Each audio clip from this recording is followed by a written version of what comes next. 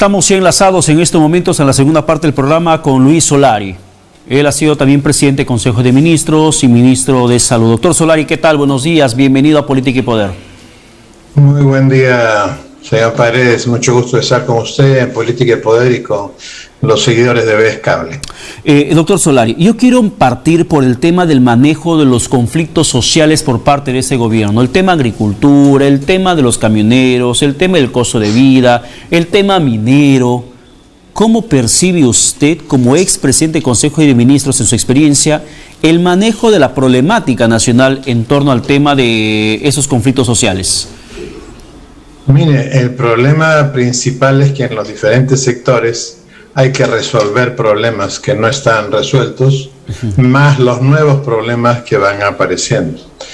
Y el gran problema, para ser redundante en esta materia, que tiene el gobierno es que no tiene gente que sepa resolver los problemas, así de simple. Entonces los problemas se van acumulando hasta que revientan. O sea, no puede ser que tiene un paro de transportistas anunciado desde hace más de una semana y el viernes sube el diésel, el combustible más utilizado, 2/3 partes prácticamente del combustible que se usa en el Perú, que es el diésel, sube 15% a 72 horas nada más del aumento del anuncio del paro. A este paro además se han sumado los campesinos y se ha sumado los transportistas de pasajeros. Ya no solo son camioneros, también ahora es el transporte interprovincial de pasajeros y obviamente también el campesinado, y lo que no sé, no le puedo precisar es si las rondas también, pero eso significa que hay el gobierno cree que hacer un consejo de ministros en un departamento donde hay problemas y echarse 40 o 50 promesas de que todo va a cambiar y que al final no puede cambiar nada, lo único que hace es acumular más y más. Imagínese, usted tiene que resolver 10 problemas un día y resuelve uno, le quedan 9, más los 10 del día siguiente, 19. Resuelve uno y ya tiene 18, más los 10 del día siguiente, 38. Es decir, en un año lo único que ha hecho el gobierno ha sido acumular problemas de todo aquello que no ha podido resolver, ¿no? Problemas acumulados además por ofrecimientos dentro de esa mesa de diálogo de que van a resolver todo, de que lo van a asumir todo.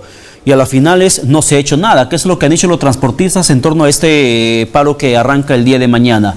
En el tema minero, la posición del gobierno es bastante radical, siempre en defensa de no criminalizar la protesta. Pero es responsable esa actitud frente a la necesidad nacional de que prime el principio de autoridad por encima del grupo de manifestantes que se encuentran en pie de lucha sin merecer esa protesta. No solo es eso, sino que además en la Constitución aparece como un derecho fundamental nuestro el derecho a la paz y a la tranquilidad.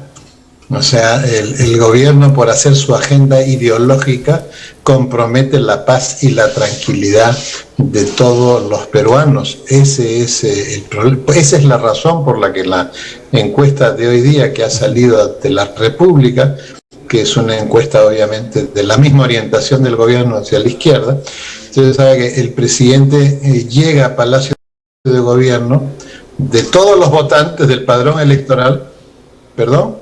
No, lo estamos escuchando, doctor Solari. Sigue usted. Llega a Palacio de Gobierno con 35% de todo el padrón electoral.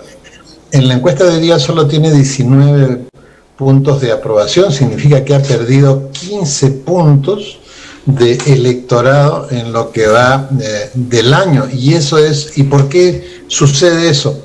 Precisamente porque dice una cosa y no la cumple. Pero el problema no solo es no cumplirla, sino que le miente el gobierno a las personas. Y hay algo que en el interior del país que no es broma. Las provincias rurales en el Perú son 75% de las provincias peruanas. De las 196 nuestras, 146 son rurales y pobres. Entonces, si usted va donde estas provincias, obviamente le dice, yo le voy a resolver esto, la gente aplaude, vivas, todo. Pero después no se le resuelve nada. Entonces, El problema es que la mentira se ha vuelto un instrumento corriente de gobierno. Pero en esta circunstancia que estamos atravesando, ¿hace falta que se cambie el Consejo de Ministros? Mire usted, nosotros estamos no solamente en la puerta de una mega paralización, que vamos a ver cómo la soporta el gobierno.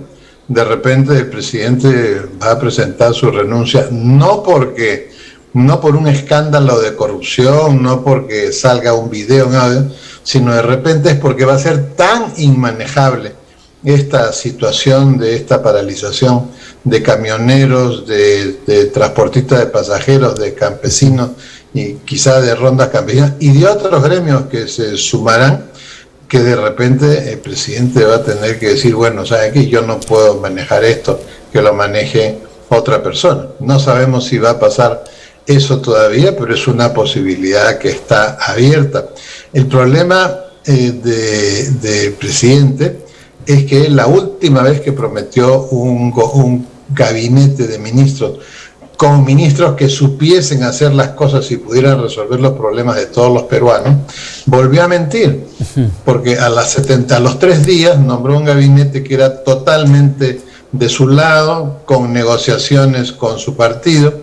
Es decir, no hay una sola razón por la que hoy día la gente le pueda creer algo al gobierno pero si usted escucha al primer ministro y escucha al presidente de la República o a los ministros y dicen cosas que uno ve que no se cumplen después, es decir, salen a declarar a los medios y con la mayor desfachatez se le miente a las personas, y eso es lo peor que puede hacer. O sea, ¿cuándo sabe uno que un gobierno ya está totalmente perdido? Cuando salen a ofrecer cosas y no las pueden hacer. No las pueden hacer por una incompetencia total. Entonces, una vez que un gobierno toma la mentira como un instrumento de comunicación, en ese momento uno sabe que ya quebró toda posibilidad de salvataje político. Entonces, por eso es que yo me he permitido afirmar que hay una inminencia, ¿no es cierto?, del término de este gobierno. Obviamente en 5 años de plazo que tiene un gobierno, una inminencia no es pues en este momento, ¿no? Pero van a haber episodios cada vez más críticos que van a exigirle al gobierno y al presidente, como el de este paro, de hacer las cosas distintas, pero no se pueden hacer las cosas distintas si uno sigue siendo el mismo. Entonces hay una contradicción interna y además hay una tremenda presión emocional sobre el presidente. Esto de que él se equivoca, 200 años esperando internet, que Tarapacá es peruano, son signos psicológicos de que él está bajo la presión de la investigación por corrupción, bajo la presión, sino bajo la presión cotidiana de los problemas que se suman y se suman y se suman, y ni él y su gabinete no pueden resolver. Ese es el problema. Pero, doctor Solari, yo creo que esto obviamente está creando un problema emocional tan duro que se equivoca al decir frases, al jalar datos, que ya está hablando de que el presidente ya no da más. Pero entonces, si el presidente comete muchos errores, no conoce muy bien la realidad nacional, desconoce lo que es de estadística pública, ¿cuál ha sido, según su consideración, el error recurrente o el peor error que el presidente de la República, Pedro Castillo, viene cometiendo en esta crisis de ingobernabilidad? Porque alguien tiene que decirlo, aquí estás haciendo mal, eso tienes que hacerlo bien. Y lamentablemente no puedo esperar eso de Aníbal Torres como presidente del Consejo de Ministros. Pero desde afuera de Palacio de Gobierno, usted lo que logra percibir, ¿cuál es ese error recurrente por parte del Ejecutivo? Gobernar encerrado en una coraza de temor. El temor es lo peor. Si imagina usted un periodista con temor, no puede dedicarse a periodismo de investigación. Un médico con temor no puede operar un caso complejo. Un gafitero con temor va a escoger pues a cambiar cositas, una cosa compleja de gafitería no se va a atrever a hacerlo. Entonces el temor de convocar a peruanos que sepan y convocar solamente a peruanos de la confianza, del territorio, del departamento, de la familia, los parientes, los sobrinos, los vendepatrias, ¿no es cierto? Convocar a esos y gobernar con esos. ¿Por qué cree usted que se hace eso? Por temor. Es el temor de lo desconocido. O sea, y un presidente no puede gobernar con temor porque termina paralizado, como estamos viendo en este momento.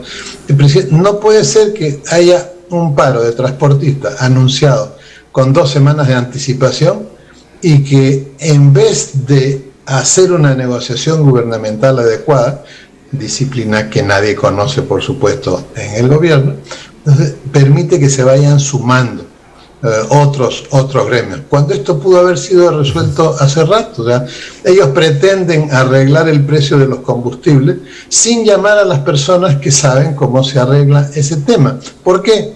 Por el temor a personas que no conocen del cotidiano y llaman siempre a personas. Entonces, cuando usted entra a gobernar y a dirigir las cosas con temor y no las resuelve, tarde o temprano va a recurrir a la mentira para hacerle creer a la gente que las puede resolver. Entonces, el temor y la mentira son como los barrotes de una cárcel en la que está encerrado el presidente y no puede avanzar. Y cuando uno dice, bueno, y esto se resolvería con un cambio de gabinete, pero ¿qué persona honorable y que sabe hacer las cosas va a aceptar estar en un gabinete de un presidente que está investigado con altos indicios de corrupción? Y aquí viene lo más grave, ¿no? Y que no es capaz de salir a los medios de comunicación y exigirle a sus allegados, al exministro de Transportes, a su exsecretario general y al sobrino que están con orden de captura, es incapaz de salir y exigirles a esos prófugos de la justicia que se entreguen. No es capaz de exigirle a un pariente de él que se entregue. Si no puede hacer eso, significa que no puede hacer nada. Y la pregunta es, bueno, ¿y por qué no sale a decirle a los que están comprometidos y fugados y con orden de captura, por qué no les ordena? ¿Y usted cree que existe ese es el peor signo de esta situación en la que estamos, ¿no? ¿Y usted cree que existe, doctor Salarian, mucho temor en el presidente y en el entorno presidencial, en el Consejo de Ministros, frente a las investigaciones en su contra, como para plantear un proyecto de ley, aprobarlo en Consejo de Ministros y plantearlo ante el Parlamento para que se criminalice la filtración de información a los medios de comunicación que ventilan datos que recopila la Fiscalía en las indagaciones que se hacen en torno al caso que involucra al presidente? ¿Cree que hay temor para que se plantee un proyecto de ley de ese nivel? Bueno, ahí se da usted cuenta de qué tamaño puede ser la mentira. A ver, si el Consejo de Ministros aprueba un proyecto de ley que criminaliza y convierte en delincuente a aquel que proporcione como fuente de información acceso a la verdad al país y a la ciudadanía a través de cualquier medio de comunicación, y el gobierno sabe que no tiene los votos en el Congreso para aprobar eso, ¿qué está haciendo al mandar ese proyecto de ley? Está mintiéndole al país. Le está diciendo, yo mando esto porque esto va a suceder. Él sabe, el gobierno, que no hay votos. O sea, sabe que es un proyecto de ley que va a ir al canasto de la basura. Sabe. ¿Y por qué lo manda? Porque no tienen idea qué hacer.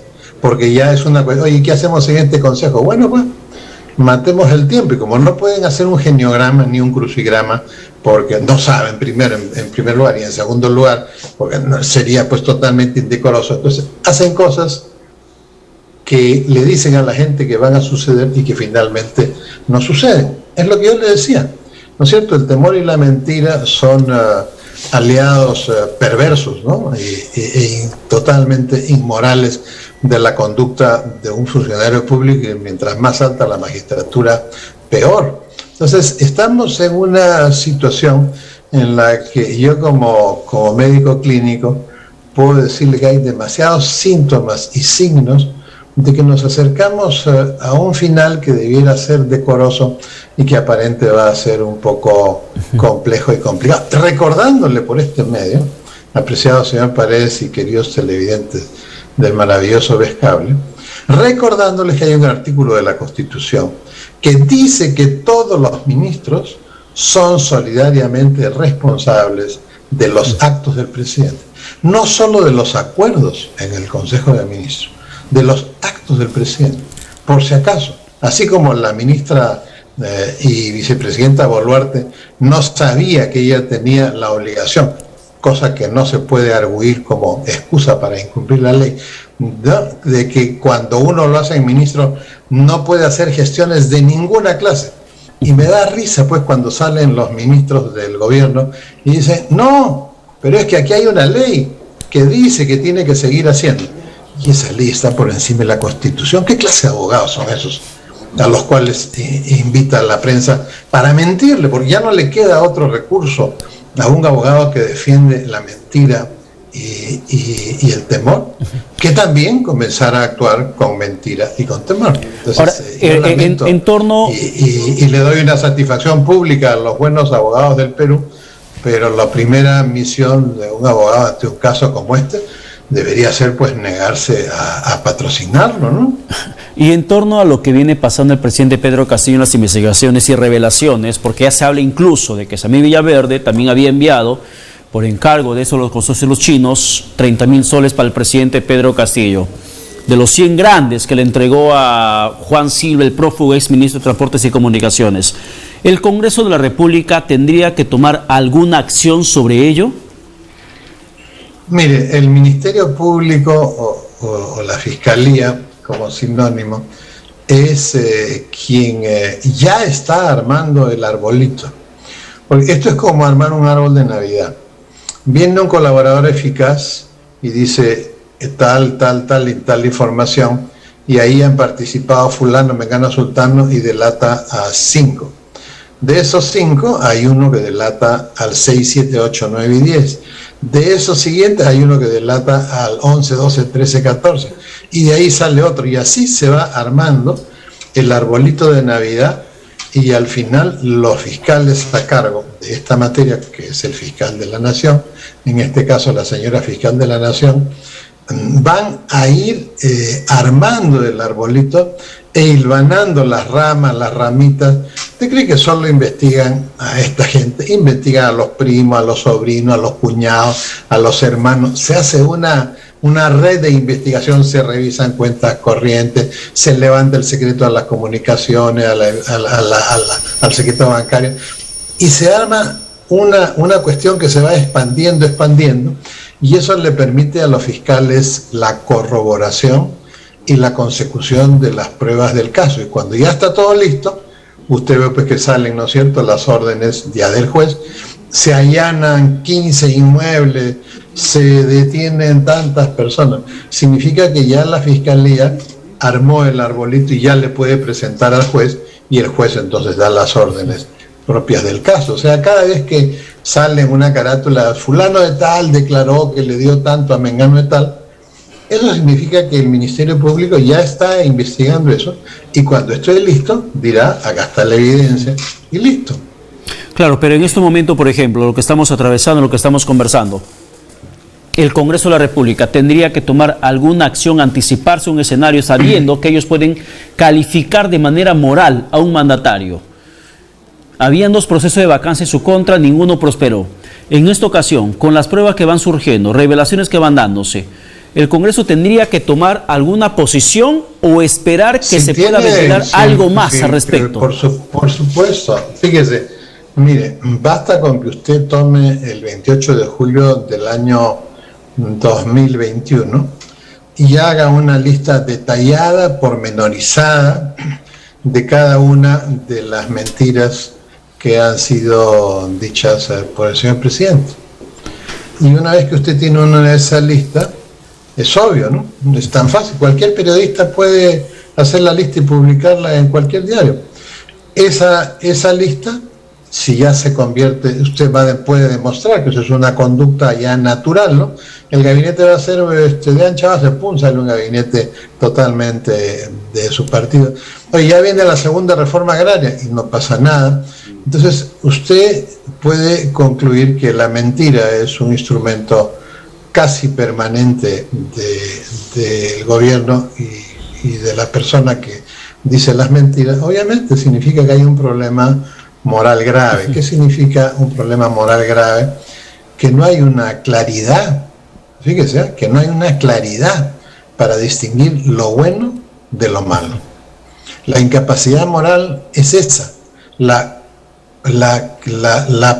evidencia de que la persona no puede distinguir lo bueno de lo malo. Acuérdense, nombran a un ministro de salud, el colegio médico, las enfermeras, las obstetrices, todo el personal de salud salió a decir: esa persona es incompatible con la buena salud para todos los peruanos.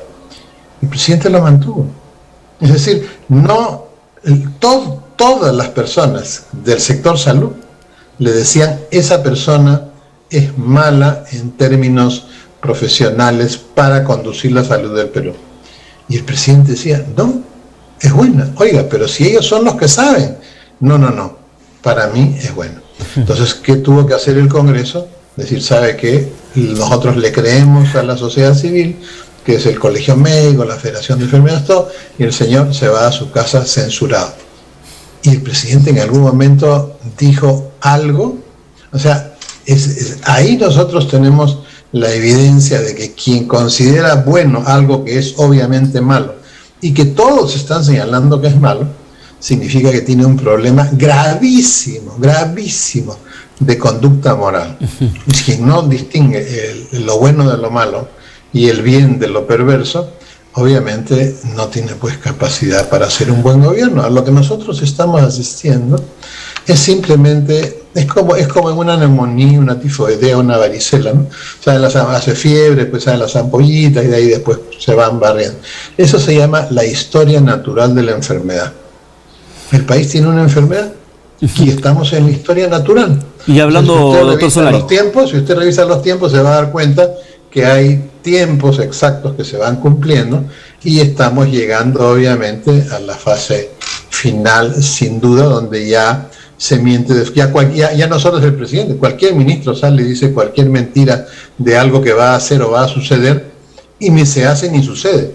Que entonces, ¿qué hizo cuando salió a la televisión, a la radio y dijo vamos a hacer esto? ¿Qué es lo que está haciendo? Está mintiendo, pues, porque dice que va a pasar algo y que está en manos del gobierno y el gobierno no lo puede hacer. Vamos a controlar el precio de los combustibles y no lo controlan. Significa que fue una mentira. Y ante la mentira, ¿qué le queda a la sociedad civil que es poco estructurada en el Perú? Salir a la calle y decir voy a hacer paro, ¿no?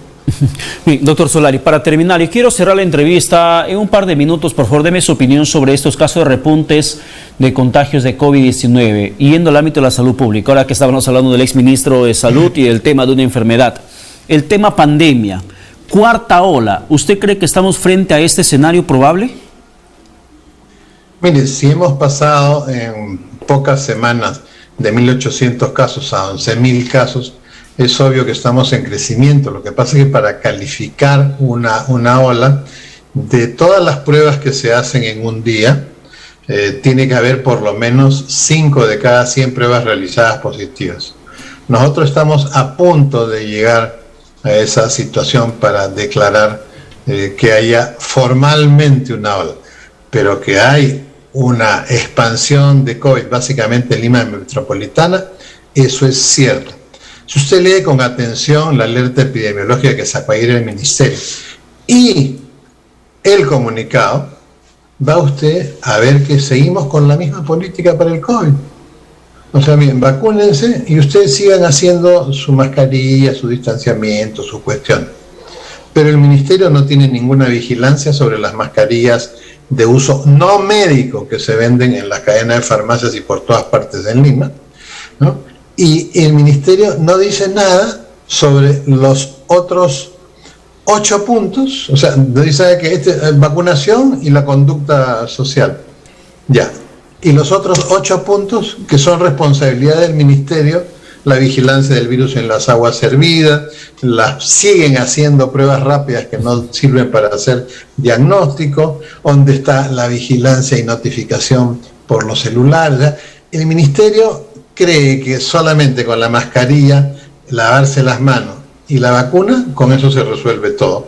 Sí, pero si usted revisa el plan de gobierno de este gobierno, en la parte de salud, y va a ver que en el control de la pandemia solamente tenían 2 o 3 medidas y no las 10 que tienen que ser hechas para controlar la transmisión en la comunidad. El virus se controla de 2 formas. Yo vacuno y al mismo tiempo tengo que hacer control de la transmisión del virus en la comunidad. ¿Cuál es la demostración de que el gobierno no hace control de la transmisión en la comunidad? Que los casos van creciendo. Bien, doctor Solari, muchas gracias por la comunicación. Que tenga buen domingo. Un saludarlo, un buen domingo a todos en Pescable y a usted en especial, don Pedro. Bien, muchísimas gracias. Ha sido el doctor Luis Solari, ex presidente del Consejo de Ministros, ex ministro de Salud, conversando con nosotros. No hay tiempo para más. Quédese en la programación de Pescable, que viene presente y futuro con Johan Ramírez. Que tenga buen domingo. Chao.